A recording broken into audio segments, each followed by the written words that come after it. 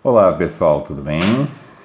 Ontem eu mandei o PDF para vocês sobre os 5 caráteres. Expliquei resumidamente. Hoje eu vou mandar mais alguns vídeos para vocês ajudando a entender. Nós já vimos que quem iniciou tudo isso foi Freud. Sigmund Freud analisou a mente do ser humano.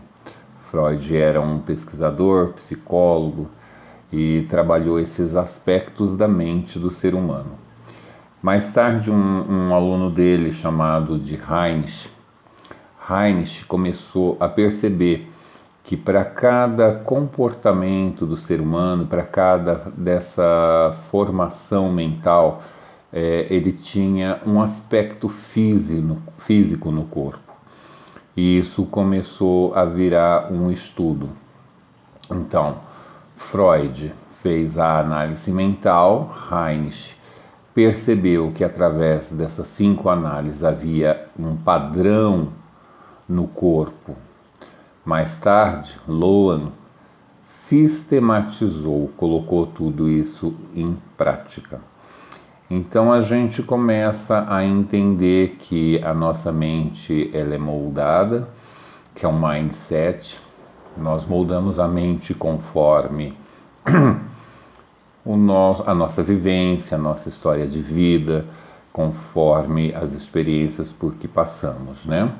E agora a gente vai entender que a gente também nasce com um padrão mental. Ele é formado no processo da mielinização.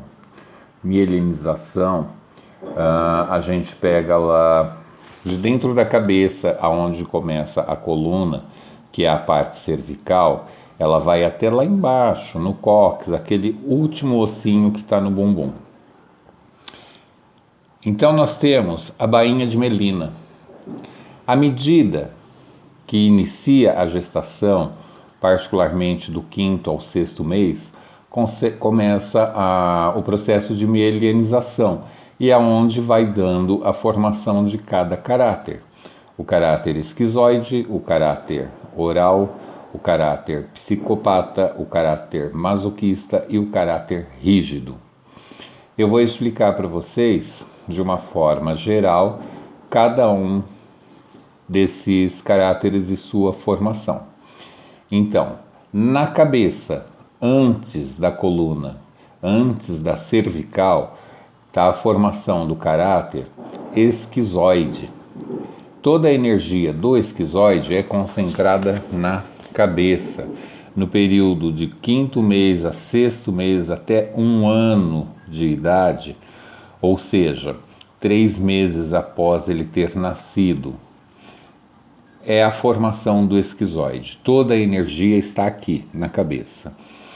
E o esquizoide tem uma personalidade diferenciada que depois eu vou explicar um a um. O segundo traço, e sempre nessa sequência que eu vou falar para vocês, é a formação do oral. O oral pega a cervical, a parte de trás do pescoço. É nessa época que dá essa formação de caráter. Então, é quando está se dando o movimento para a criança, dos braços, da boca, do olho, do nariz, do ouvido, toda essa parte superior, certo? A formação do psicopata está quando o processo de mielinização está na torácica. Então ele vai dar o quê? Movimento para essa criança. A criança começa já a se mexer, querer virar, mas ela ainda não sabe que ela tem bumbum, ela não sabe que ela tem perninhas. A parte mais forte dela está ainda brincando com a mente que já se formou, que é o processo esquizoide, com a fase oral, que é bracinho e boca, e agora ela começa a ter controle do tronco.